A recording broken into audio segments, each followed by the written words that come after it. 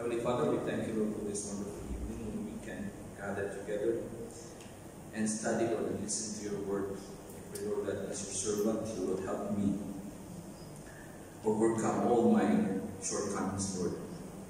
Lahat ng hindi ko kaya o ikan. Lord, I pray that you will grant everyone through your Spirit wisdom in both conveying your message and receiving your message. In Jesus' name we pray. Ang pag-aralan po natin ngayon ay actually part ng section about Jesus revealing Himself as the bread of life. At isa sa mga pinaka-well-known na mga miracles na ginawa ng Panginoon is when He fed 5,000 men, mga lalaki ng tuyo, hindi counted ang mga babae at mga bata. So kung matatandaan po natin, may crowd na sumusunod kay Jesus Christ after na-witness ng maraming magandang bagay na signs na ginawa niya. At umabot po sa ganun kalaking crowd wherein dumating ang point na kailangan pakainin dahil may compassion siya. Nahapag siya dun sa mga tao na nagugutom. At during the promotion, may nahanap silang bata na siya lang yung may 5 loaves of bread, small pieces of bread, at 2 small fish. At after dun, alam natin yung kwento, pinadistribute sa lahat ng tao. At may nakolekta silang ilang basket? 12. Very good. So 12 baskets of leftovers ang nakolekta. Ang dami nun from the 5 small loaves of bread and 2 small fish. At nakita ng mga tao na appreciate nila na talagang si Jesus Christ sa kanila, this is the prophet na hinihintay natin. So that the same evening, yung mga disciples ni Jesus Christ, at siya pala nangyari ito sa lugar na tinatawag na Tiberia. Pwede natin i-post yung ano bro? Yung picture. Yan. Kita ko ba? Tiberia nasa bandang kaliwa ko, sa bandang baba, yung may 20 minutes. Kinuha ko po yun sa Google Maps. Nandyan pa rin po yung Tiberia. At yung Capernaum, nasa bandang itaas po. Around 16 kilometers lang po distance. Pero, galing sa Tiberia, sumakay yung mga disciples papuntang Capernaum ng bangka. At nagtaka ang mga tao na nung umaga na, wala na ang mga disciples, pati si Jesus Christ, wala rin doon sa Tiberia. So, sumakay sila ng mga boats, papunta doon sa Capernaum. At nung dumating sila doon, tinanong nila si Jesus Christ, paano ka nagpunta dito? Nakita lang naman nila isang bangka na umalis. May mga dumating pero ang bangka na umalis ay isa lang. Ito na yung verse 25. Kasi hinahanap nila si Jesus Christ. When they found Him on the other side of the lake, which is Capernaum, they asked Him, Rabbi, when did you get here? Ano ang sagot ni Jesus Christ? Kasi after nung umalis yung mga disciples, naglakad siya sa tubig eh. Humabol siya dun sa mga disciples niya sa bangka. Anong sabi ni Jesus Christ? Sinabi ba yan sa mga tao ng tanong? Nagmayabang ba sila? Naglakad lang sa tubig kanina. Tangunin mo si Pedro, kinuha ko na siya sa tubig. Ginaganon ba? Or pasimple ba siyang sabi niya na naglakad lang naman ako sa tubig, baba ng tubig. Tanungin mo yung mga disciples ko, hindi. Iba ang sagot ni Jesus Christ, which is nakapagtataka. Ang sabi niya, very truly I tell you, you are looking for me, not because you saw the signs, but because you ate the loaves and had your fill. Ang ibig sabihin, dahil lang sa pagkain, dahil lang sa na-receive nila na signs and miracles noong time na pinakain ni Jesus Christ ang 100,000. They did not see the true meaning of the sign. Kumbaga, ang hanap nila ay ang same benefits na nakuha na nung pinakain ng 5,000 people, which is ang tinapay na nakapagpusog ng kanilang tiyan. Although the people saw the miracle about the loaves and the fish, their motives were misplaced. Iba yung purpose nila na bakit nila hinahanap si Jesus Christ. First of all, their immediate response was to i-anak si Jesus Christ as prophet, at gusto nila maging hari, maging leader, maging political leader, maging isang hari na hindi naman spiritual. At in-address ito ni Jesus Christ when He tried to withdraw from them and went to the mountain. And secondly, they wanted another meal, another miracle, which is something temporary. Nabighani sila dun sa sarap siguro ng pagkain. Si Jesus Christ ay nagbigay nun. So, ang masarap siguro yung tinapay nun, ang isda. Masarap. Parang Bible study lang. Diba habang napamaneho tayo, papunta kina Sister Maricel, ang lambot siguro ng ano nun, mga lintik ng mga sapaw. Totoo yan eh. That is commonly happening until now. Kung kina Brother Sean naman, iisipin ko na sa Sabado pa lang, sigurado may KFC na naman. At least isang buwan, makatikim lang tayo ulit ng KFC. Kaya turon. May turon pa ba, bro? Kaya kaya Sister Jerry, may kape, na brewed coffee, ang daming options na pa.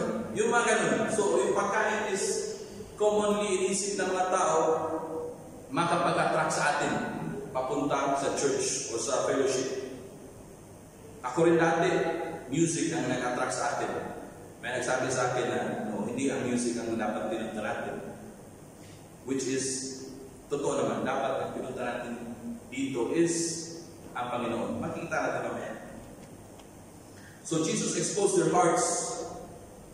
They were more interested in what He could give them physically at hindi yung spiritual talaga na totoong meaning kung ano siya spiritually. So ganun din po ba tayo, mga kapatid? How often do we seek Jesus for the right reasons? How often? Pag pupunta tayo ng church, pag nagpe-pray tayo, ano po iniisip natin? Do we treat Him like a spare tire? Pag bumili nga ba ang sasakyan, ang gulong niyan maliit, iba ang sura, hindi gaya ng alloy na nakapit mo. Pero pag naflatan ka, wala ka ibang choice kundi ikapit yung pangit na gulong. Ganun ba tayo kay Lord? Kung wala tayong option kundi mag-pray, kung kailangan tayong tumawag sa Kanya when we are in deep trouble. Anong mga trouble ito? May utang tayo.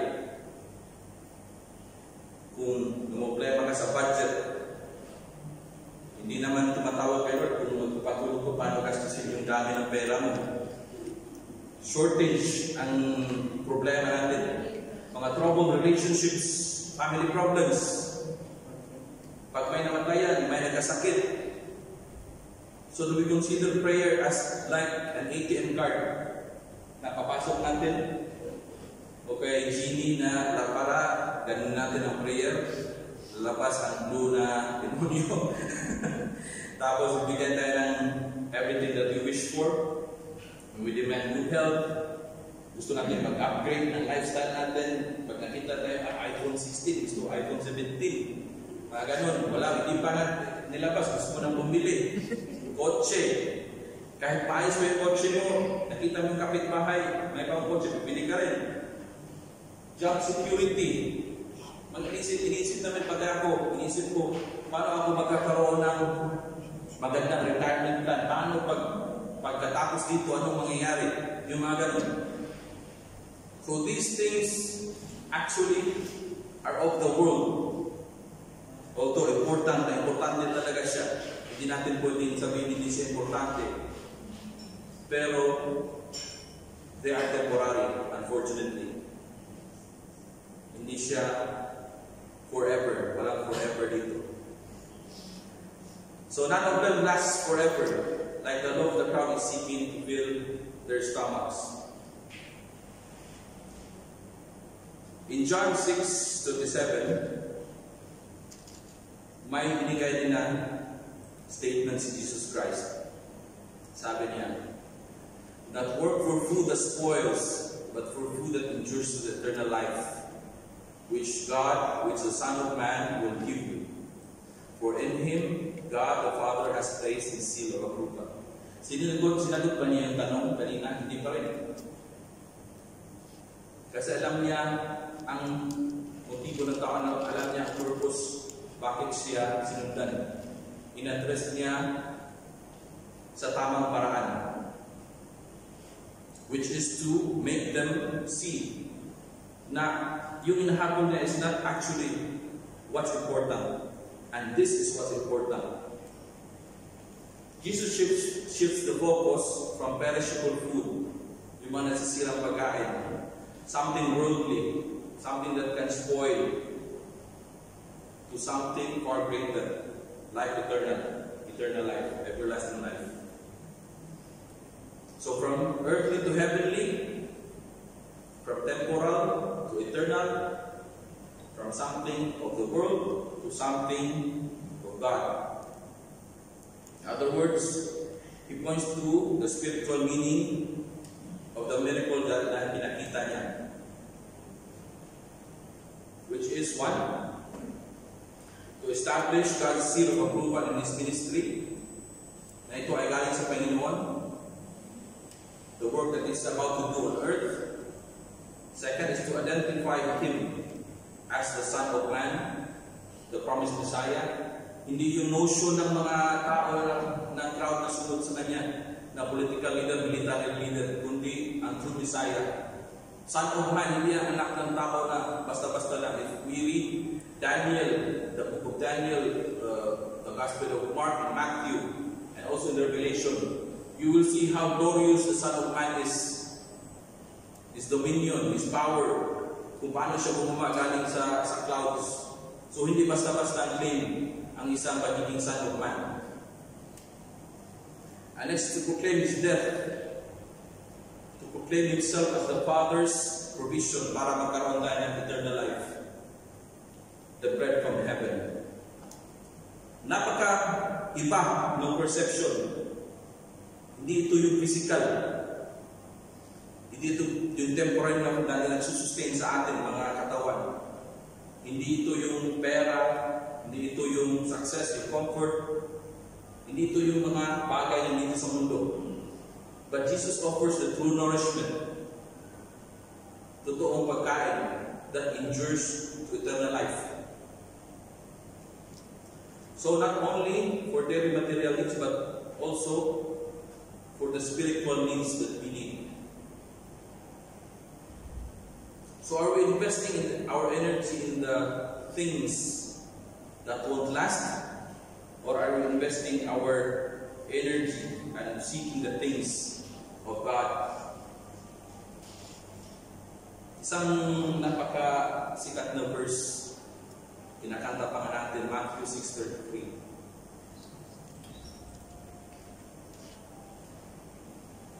Jesus reminds us that palagi natin kinakanta, seek ye first the kingdom of God. May sample na. And His righteousness, and all these things shall be added unto you. Ang daling kantahan, ang daling bigkasin, ang hirap gawin. Are we truly seeking His kingdom? And do we believe na pag hinahanap natin una yung kingdom niya, we focus on kingdom things. Ang mga kailangan natin pang araw-araw ay ibibigay sa atin. This was the part of the section when he talked about worrying, na huwag tayo mag-worry. Na ang focus natin is the kingdom and not the food that we need, not the clothing that we need. Ito yung parang nasa bandang huli. you should also notice, mga kapatid, the crowds who was going after Jesus or looking for Jesus, it was not specified as believers. We have to distinguish that. But dito sa Matthew 6:3, bago siya nagbigay ng maraming katuruan sa Matthew 5:1 and 2. Bro, wala yan sa binigay ko, pero pwede natin flash, bro.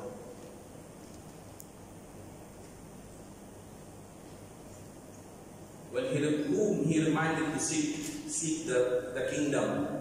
Sino-sino ng mga to?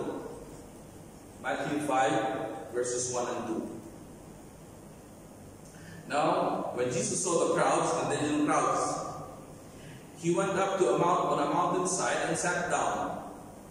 His disciples came to him, and he began to teach them. And he said, ito na yun. So, ang mga sinabi niya is addressed towards his disciples. Disciples meaning, under his tenure, tinuturuan niya. The one who followed Jesus. Hindi lang ito mga crowd na nakikikain, nakikipiesta, kumbira, mga ganyan. Ito yung mga sumusunod sa kanya. And in 6:28 to 29,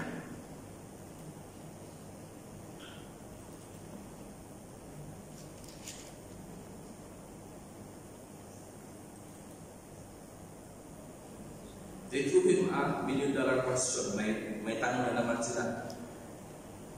Kasi inopen ng Panginoon ang about work. Work for something that is eternal. Tanong sila, what must we do? What must we do to do the works of God, the works God requires? Jesus answered them, the work of God is this, to believe in the one He has sent. Isang sentence lang. The work of God is this, to believe. Pero ang lalim, ang daming pwedeng pag-aralan. Kahit mga ilang sermons pwede. So what does it mean to believe? The crowd was expecting a checklist. Parang listahan. Magdasal ka ng 5 beses sa araw. Magsimba ka ng 10 beses sa linggo. Magbigay ka sa mga mahihirap. Talungan mo yung tatawid na matanda. Ganyan. So, ang dami siguro, but mostly based on the commandments existing at that time. But sa atin, based on sincerity, charity, ang iniisip natin, gumagawa tayo ng sarili natin checklist. Kindness, yung pagiging tahimik, hindi nagmumura, yung mayayaman na bibigay ng milyon-milyon, philanthropy. Yun ang iniisip nila, natin. Pero hindi pa rin pala. Jesus pointed them to the one essential thing. Ano yun? To believe in the one He has sent, God has sent, which is faith in Himself. Faith in Jesus Christ. When it comes to faith, may tatlong parang basihan para maging biblical ang isang faith, ang faith. Which is, the first one, it should have information, the necessary information, the facts, the knowledge. Ang pangalawa is, when the Holy Spirit helps the person to understand what is written there in the Bible, which is the basis of our knowledge of God. Pagkatapos niyan, dapat may kaakibat na trust. So pag wala isa niyan, it will not be the faith that the Bible means. So the only work that they can offer, or we can offer, is to trust not in our own efforts, hindi sa mga sarili natin, but in Him na pinadala ng Ama. Bakit napaka-importante nito, mga kapatid? Pagkakaroon ng faith na galing sa Ama, in someone na galing sa Ama. In John 6:47 to 48,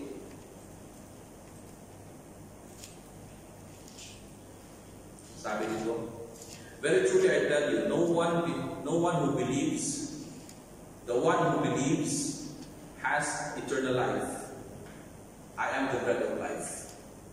That's why we need to believe in Jesus Christ. In John 20:30 to 31, the purpose of John's Gospel. Jesus performed many other signs in the presence of his disciples, which are not recorded in this book. But these are written that you may believe that Jesus is the Messiah, the Son of God, and that by believing, andyan na naman po yung word na believing, you may have life in His name. So when we believe, we have eternal life. And only then, if we believe, we truly seek the Lord and seek Him for the right reasons. Bakit nasabi natin only after we believe? Magkakaroon tayo ng totoong pag-seek. Anong Tagalog sa pag-seek?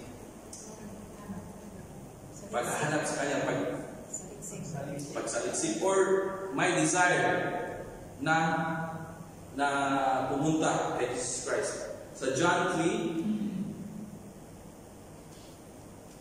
3:10-12,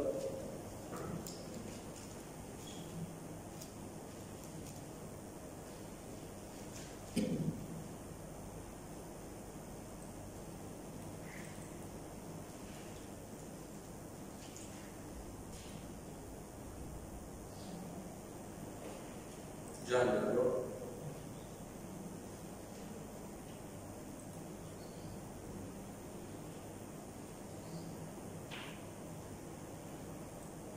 You are interested, sir.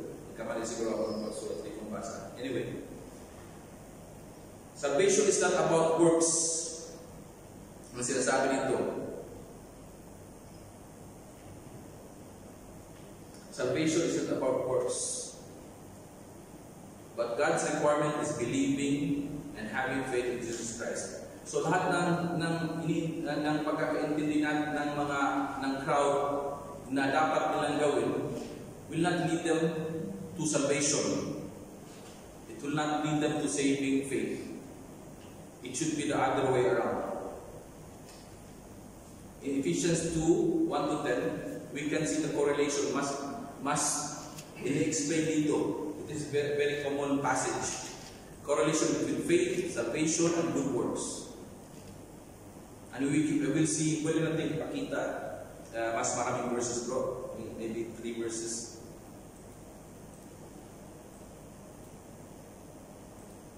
And we will also see that everything is working under God's sovereign will. And that God alone is to be glorified. And hindi tayo pwede magmalaki. No one can boast. As for you, you were dead in your transgressions and sins. We were dead spiritually. The first few parts are for those who are not saved. This describes those who are not saved, in which you used to live when you followed the ways of the world and the ruler of the kingdom of the air, the spirit who is now at work in those who are disobedient. So ang mga hindi saved ay disobedient. All of us who also lived among you at that time, gratifying the cravings of our flesh and following its desires and thoughts, means nagkakasala. When we give in, when we yield to our sinful desires, to the temptations, saka tayo nagkakasala. Like the rest, we were by nature deserving wrath. Ito yung dapat mangyayari sa atin. Sana, kung hindi tayo niligtas ng Panginoong Hesus. Next. But because of His great love for us, pansinin po natin, ano ang mga ginawa ng Panginoon at ano ang mga ginawa natin dito sa mga verse na to. But because of Kanya, great love for us, God, siya pa rin, who is rich in mercy, merciful, made us alive in Christ. Made us alive with Christ. Who made us alive with Christ? God pa rin. Even when we were dead in transgressions, patay ka, patay spiritually, wala kang magawa. So wala tayong ginagawa dito. It's all God. It is by grace you have been saved. Kailan galing yung grace? Kanino galing? Sa Panginoon pa rin.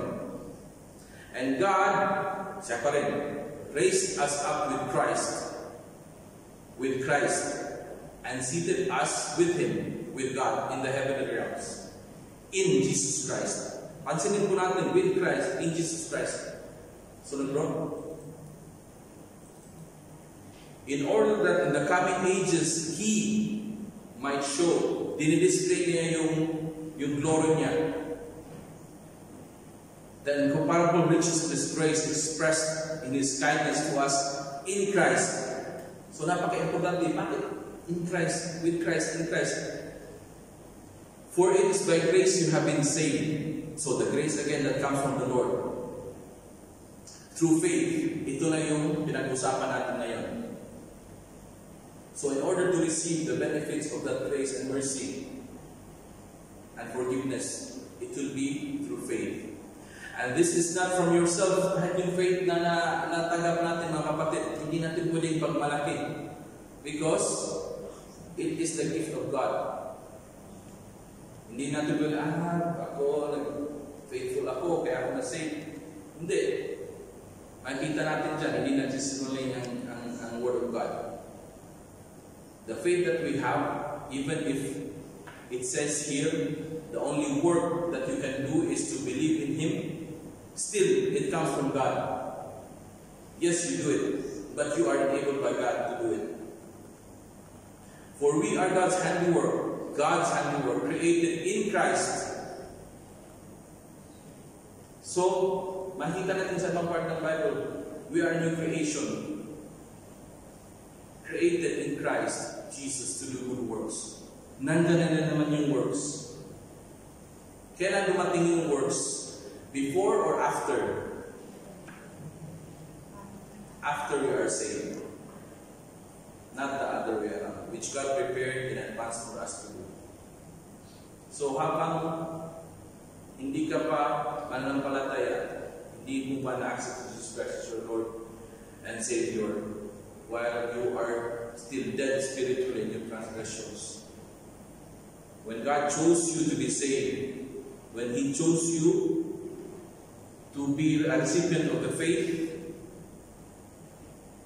repentance, and everything that comes with salvation, He already prepared things for you to do. Claro po ba so far?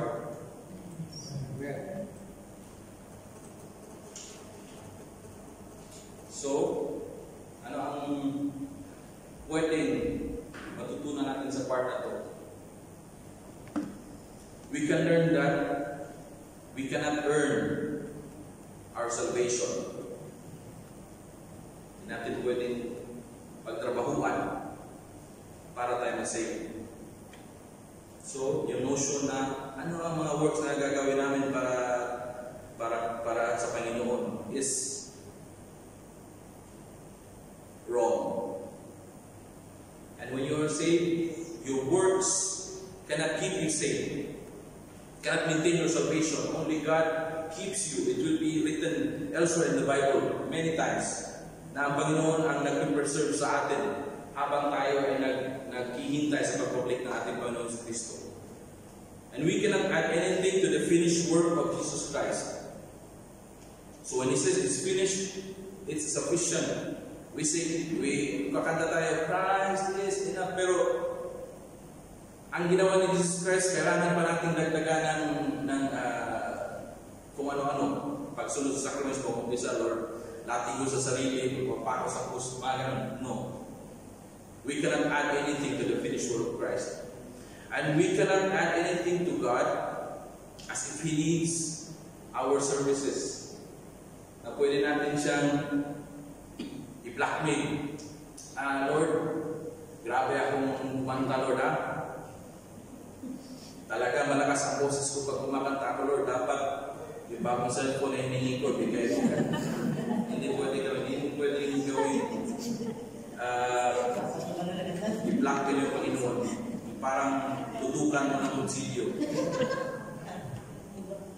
So everything starts and ends with God.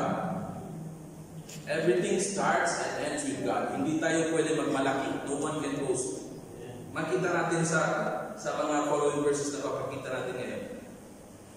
And we are merely beneficiaries of His love, mercy, compassion, and grace. Tayo lang yung tumatanggap. Dapat natin i-glorify ang Panginoon. Pag napunta tayo dito, dapat mag-praise tayo sa Panginoon. Yan ang dahilan bakit sinasabi natin na praise God sa mga ginawa mo. More specifically, John 6:44. Nakita natin kanina na God ito mga ginawa niya. 6:44. No one can come to me unless the Father who sent me draws them, and I will raise them up at the last day. Draws them. Ano ba ito? Kinumbinsi? Ang parang comparison, illustration ito is when you draw water from a well. Yung tapay, ano yun sa Tagalog? Balon. Balon. Balon. Pag you draw water from the well, you don't convince the water to come to the bucket. You draw it, you pull it. This is what it means. In other words, we are compelled. We are not just told or invited. Ang Father ang mismo nagdala sa iyo papunta kay Jesus Christ. No one comes to me unless the Father who sent me draws him. Hindi po din ikaw yung pumunta.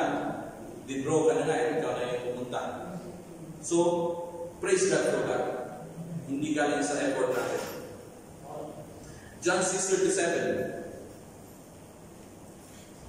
Galing lahat sa Panginoon, galing lahat sa Panginoon. All those the Father gives me will come to me. May kasiguruan will come to me. Ang mga binigay ng Ama, ang mga dinro ng Ama, will come. Sigurado yan. The will of God has three explanations, three meanings in the Bible. The first one is the decretive, the sovereign will, or the hidden will, kumbaga. Pag sinabi niya, let there be light, talaga magkaroon ng light in creation, kung ano man. The second one is the preceptive will, yung mga commands, yung mga rules, na pwedeng hindi sundin ng tao. Yung sovereign will, kahit ayaw natin, kahit pag-ulong-ulong pa tayo, hindi tayo mag-agree, mangyayari yan. And the third one is the will of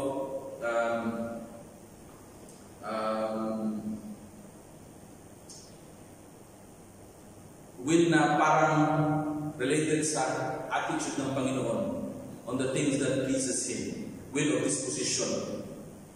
Okay, so sa nature ng Panginoon, sa attributes ng Panginoon. Example, if He is just, ang kasalanan dapat talaga parusahan. It will not be God kung may pinagpalampas siya kasalanan, kahit ganun kalit.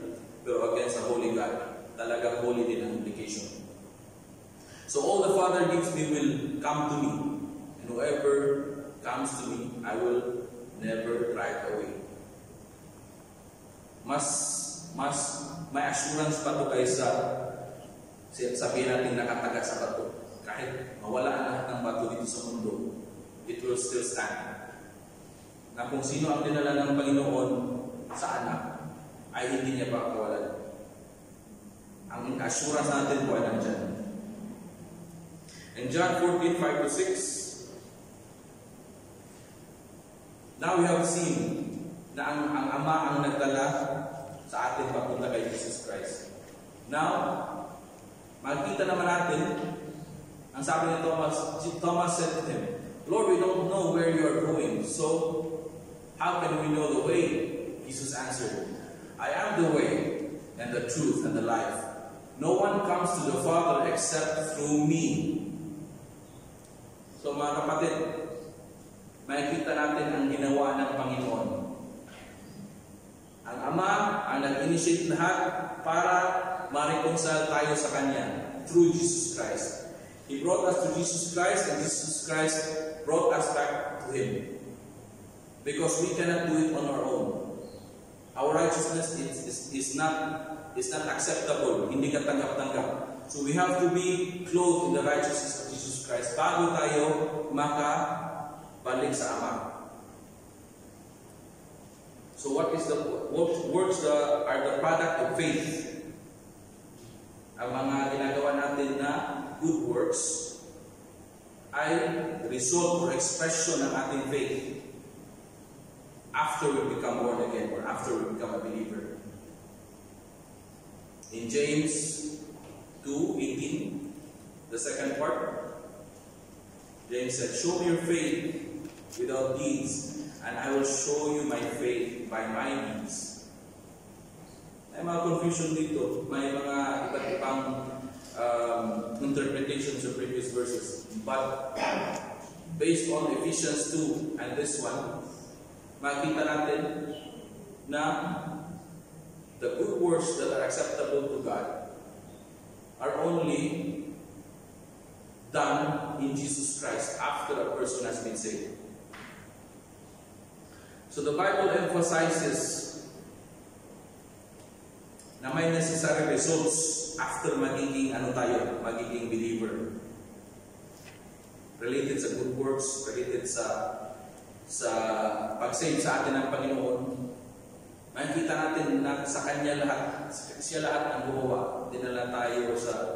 Pinadala niyo yung si Jesus Christ para mamuhay ng perfect obedience, na sinless, tapos nag-suffer, namatay, and then He was raised back to life. Ang God the Father ang nag-initiate nun.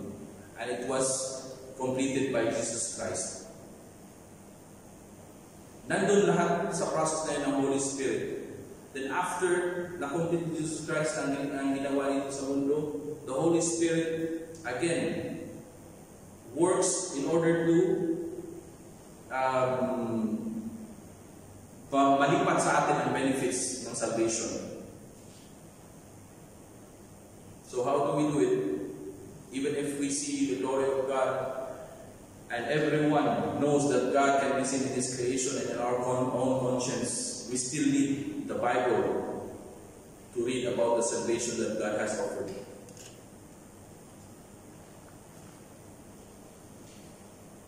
So our good works na hindi within the grace of Jesus Christ, na hindi done in Jesus Christ while after we are saved, ay hindi katanggap-tanggap. Sa Isaiah 64, 5-7, nandiyan ba po? Isaiah 64, 5-7.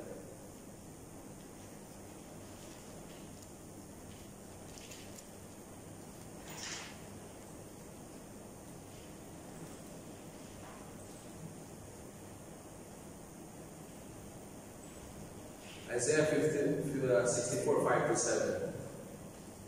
You have come to help of those who gladly do right, who remember your ways, but when we continue to sin against them, means to sin against the Lord's ways, you were angry. Yun ang kinagalit na Panginoon.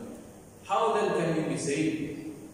All of us have become like one who is unclean, and all of our righteous acts are filthy rags. Ano yung righteous acts natin? Yung mga nabanggit natin kanina, yung checklist. Yung mga kabutihan na akala natin magdadala sa atin na salvation. Filthy rags. Malinis na basahan? Basahan na nga, marumi pa.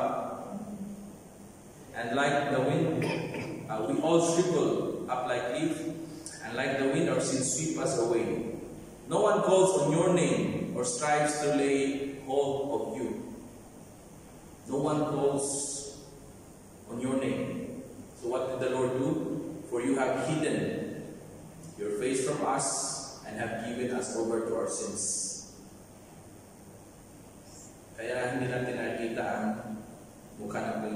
is a chasm. How great the chasm that lay between us. So, hindi natin kayang tumawid doon. Hindi natin kayang tumawid doon. Kaya, that's why we need a Savior who only Jesus can satisfy God's wrath, the requirement to satisfy the justice that He requires. So may mga necessary results, mga kapatid, pag naging believer na tayo. Kinuha ko to sa study Bible. Yung makapal. Yun. If there is genuine regeneration in a person's life, genuine, yung tunay na lang niniwala siya, he or she will believe that Jesus is Christ, first and foremost. Pangalawa, he will refrain from a life pattern of continual sin. Hindi ibig sabihin perfect tayo, hindi na tayo kasala. But may conscious na effort with the help of the Spirit na umiwas sa pagkakasala, at yung perception natin ng sin will be different. Gaya ng kung paano tinitingnan ng Panginoon yung kasalanan. And then, you will love his brother. Not only brother, sister, lahat na nasa church, pati yung mga nasa labas. Because our duty is to bring them to Christ, or at least to proclaim. We cannot do it. We don't have the power to bring people to Christ. It will be the work of the Spirit. Pero sa atin is to share the good news about Jesus Christ. And he will overcome the temptations of the world. So not only he will have a different view of sin, but he will overcome the temptations. Maybe not all, but most of the temptations with the help of God pa rin. Makikita natin mamaya. Temptations, again, i-emphasize ko lang po, temptation is different from testing and trials. Okay? God never tempts us, but He tries us to purify us and to test our faith. It will make us stronger. The Bible says so, na hindi ang Panginoon ang nagtatempt. Temptation is Satan's job. Ang sa Panginoon, in order to make our faith stronger, kailangan tayong dumaan sa suffering, yung mga ano. Pero, as Christians, magbabago na rin ang pagtingin natin sa mga problema natin sa mundo nito. Yung view natin about sickness, about mga kahirapan, wala tayong pera, yung even about death. When we always read the Bible, Paul may have chosen to die, but because of the work that still he has for the people of God, mas pinili niya, nandito muna. So, hindi tayo natatakot tumatay ngayon, kasi alam natin na mapunta tayo sa langit, which is a better place than here. Tapos, we will be kept safe from the ultimate harm of the evil one, na protection tayo against Satan.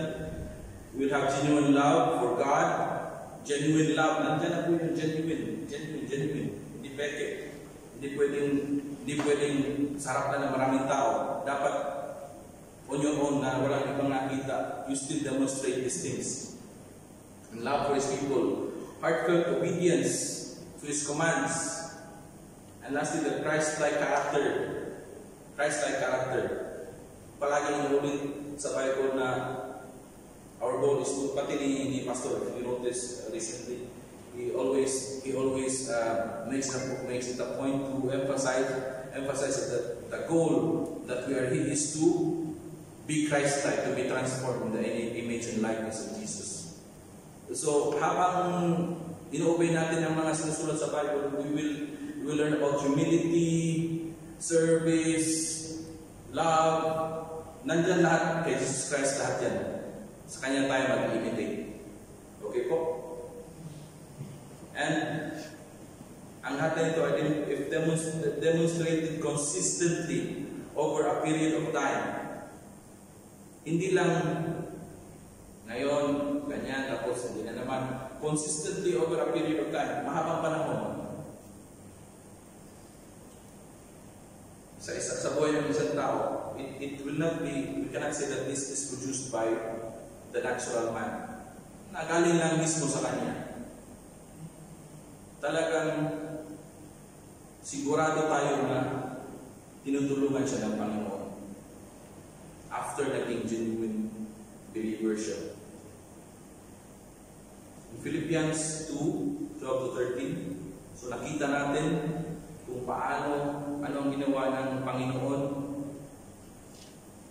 Pagpapadala sa kanyang anak, pagtuon niya sa atin papunta sa kanyang anak, at pagbalik natin sa kanya sa kanyang anak.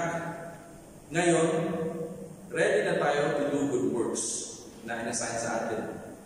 Pero, tingnan natin kung sino pa rin ang nabibigay sa atin, nag-enable sa atin para magawa ang mga good works. Therefore, my dear friends, as you have all obeyed, not only in my presence, but now much more in my absence.